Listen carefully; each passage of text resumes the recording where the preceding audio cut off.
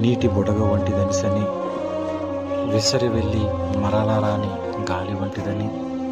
అలాగే యోబు గ్రంథంలో అధ్యాయం 20వ వాక్యం, నా దినములు కొంచెమే గదా, తిరిగి వెలుపలికి రాజాలని దేశమునకు నేను వెళ్ళిపోవచ్చునని.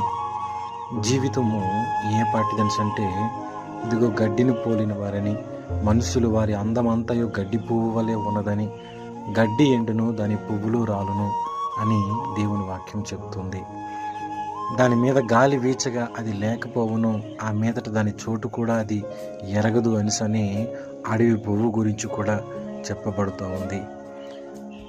కీర్తన గ్రంథం 39వ అధ్యాయం 4వ వాక్యంలో, నా అంతము ఎట్లుండున్నది, నా దినముల ప్రమాణము ఎంతైనది నాకు తెలుపుము, నా ఆయువు ఎంత అల్పమైనదో నేను తెలుసుకొనగోరుచున్నాను.